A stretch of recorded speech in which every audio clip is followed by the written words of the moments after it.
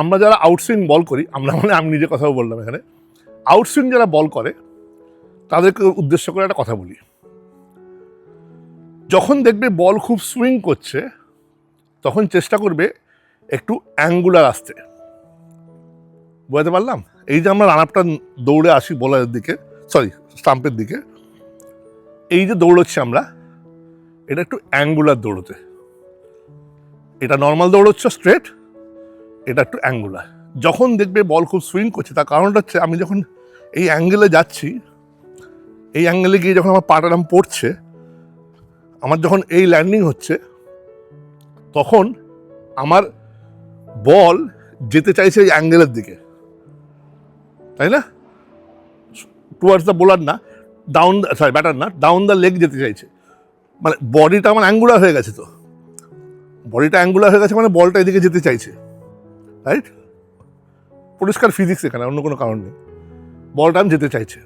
এবারে কি হচ্ছে, তুমি অলরেডি দেখেছো যে বল খুব সুইং করছে, তাহলে সোজা বল যখন তুমি যাচ্ছে, সেই বল যদি সুইং করে ওই দূরে দিয়ে বেরিয়ে যাচ্ছে, ফর এক্সাম্পল, খুব দূরে না হলো অনেকটা সুইং করে যাচ্ছে, তাহলে সেই বলটা যদি আমি একটু অ্যাঙ্গুলার ছাড়ি, তাহলে সেই বলটা সুইং করে একদম দেখবে ওই জায়গায় এসে পড়ছে, অফ স্টাম্পের বাইরে।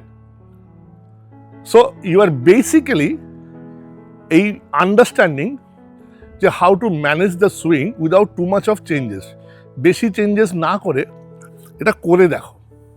যারা বল করো তারা করে দেখো, তোমার নর্মাল যখন আউটসুইং হচ্ছে, নতুন বল নিলে বা সেমি নিউ বল নিয়েছো, আউটসুইং নর্মাল গিয়ে তোমরা বলটা করছো, এই তোমাদের লাইক আমার যদি সাইড অন হয়, আমি এই আসছে আমার, রাইট? তো সেইটা যদি তোমরা একটু অ্যাঙ্গুলার দৌড়ো, তাহলে কিন্তু ওরা একটু ভেতর দিক চলে গেল, একটু ভেতর দিক হয়ে গেল, কম্পারেটিভলি হয়ে যাবেই। এবং সেখানে হাতটা যদি তোমরা উইকেট ফেসিং করেই করো, কিন্তু ওই যে বললাম বলটা যাওয়ার কথা এদিকে, কিন্তু এই পয়েন্ট অফ রিলিজ যদি তোমার সোজা থাকে, দেখবে অটোমেটিক্যালি সুইংটা কিন্তু কন্ট্রোলে আসবে। মানে কন্ট্রোল আসবে কিরকম সেন্সে বলছি, যেহেতু হাওয়াতে ভালো সুইং হচ্ছে অলরেডি, এটা কিন্তু সুইং কমব্যাট করার, বেশি সুইংটা কিরমভাবে কমব্যাট করব, সুইং করিয়েই তার একটা টোটকা দিচ্ছে আমি।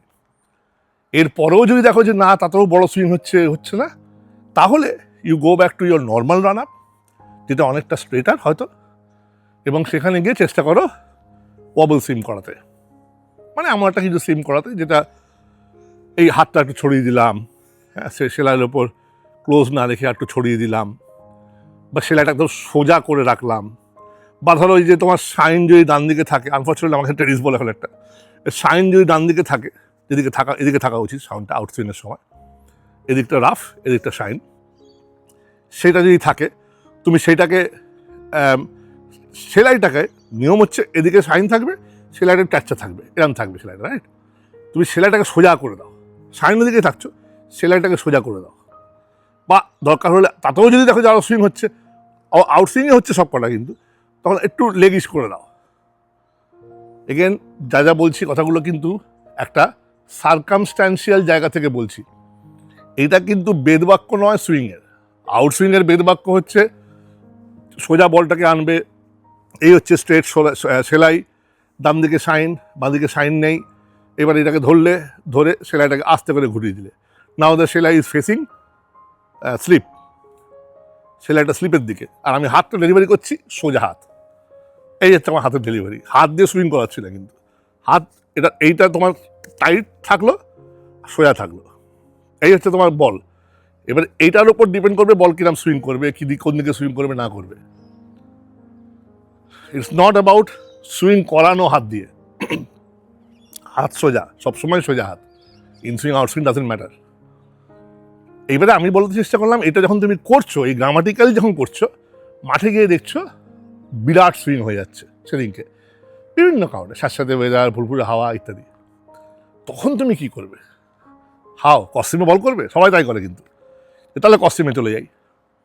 হ্যাঁ, যাবে কস্টিমে, আগে একবার চেষ্টা করে দেখো এইভাবে করতে, যদি দেখো তাতেও হচ্ছে তখন কস্টিমে যেও, না আমার সুইংয়ের দরকারই নেই, তো হেভি সুইং করছে এমনিতেই, তখন ক্রস সিম হয়ে গেল, মানে সেলাটা সোজা ছিল, সেলাটা একদম ক্রস হয়ে গেল, তুমি এক ক্রস হচ্ছে বলটা। ওকে, সেটা তো হলে তুমি যখন সুইং চাইছোই না, কোনো সুইং হোক চাইছো না, আর সুইং হবে না এই বলটায়। কিন্তু তুমি যদি এইভাবে কমব্যাট করে নাও, ওই যেটা বললাম, নর্মালে সোজা দৌড়চ্ছ, আর যখন খুব বেশি সুইং করছে একটু ট্যাচা দৌড়চ্ছ। That's it, give it a try and let me know how it works.